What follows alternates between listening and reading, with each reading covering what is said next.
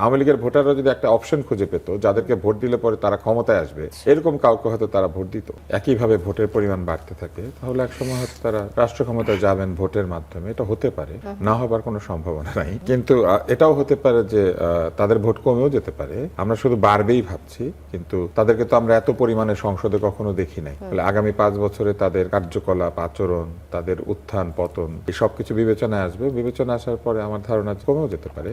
এই ভোটটা কিন্তু একটা অস্বাভাবিক পরিস্থিতির ভোট, যে পরিস্থিতিতে একটি বৃহৎ রাজনৈতিক দল এবং তাদের সমর্থকদের কোনো মার্কা এবং দল দুইটার কোনোটাই নাই। ফলে অস্বাভাবিক পরিস্থিতির ভোট দিয়ে আসলে ক্লাসিক্যালি আপনি নির্বাচনের ভোটের সংখ্যাকে ঠিক ব্যাখ্যা করতে পারবেন। কেননা আমরা বলতে পারি না যে যারা ভোট দিয়েছেন তাদের মধ্যে কত পার্সেন্ট আওয়ামী লীগের ভোটার জামাতের বাক্সে দিয়েছেন আর কত পার্সেন্ট আওয়ামী লীগের ভোটার বিএনপির বাক্সে। আর এর মধ্যে এনসিপির ভোটও কিন্তু আছে।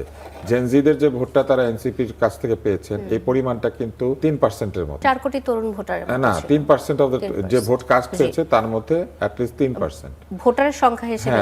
হ্যাঁ, মানে 7 কোটি ভোটের মধ্যে অন্তত 25-30 লক্ষ ভোট বা 40 লক্ষ ভোট এসেছে এনসিপির ভোটারদের কাছে। তো 40 লক্ষ ভোট যদি এনসিপির কাছ থেকে এসে থাকে, তাহলে এই 40 লাখ ভোট বাদ দিলে জামাতের ভোটের পরিমাণ আরো 40 লাখ কমে যাবে। তখন ডিফারেন্সটা প্রায় 1 কোটির কাছাকাছি গিয়ে দাঁড়াবে এখন, বা 75 লাখের কাছাকাছি গিয়ে দাঁড়াবে, বা 65 লাখ এরকম কিছু একটা। জি, আচ্ছা। করার জন্য এই ভোটটা ঠিক মানে ক্লাসিক কোনো ভোট নয় যেখানে আপনি আলাদা করে বলতে পারবেন যে কোন দলের আসলে উত্থান হয়েছে। কেননা এইখানে আওয়ামী লীগের বহু ভোটার বা বহু লোকজন তারা এলাকা ভিত্তিক নিরাপত্তা, তাদের ব্যবসা বাণিজ্যের নিরাপত্তা, তাদের সামনের দিনে কাজকর্ম করার সুযোগ, এই অনেক কিছু বিবেচনায় নিয়ে তারা এলাকা ভিত্তিক ভোট দিয়েছেন। কোথাও তারা জামাতকে ভোট দিয়েছেন, কোথাও তারা বিএনপিকে, অধিকাংশ ভোট বিএনপিকে দিয়েছেন বলে আমার মনে হয়। এই কারণেই এই ডিফারেন্সটা হয়েছে।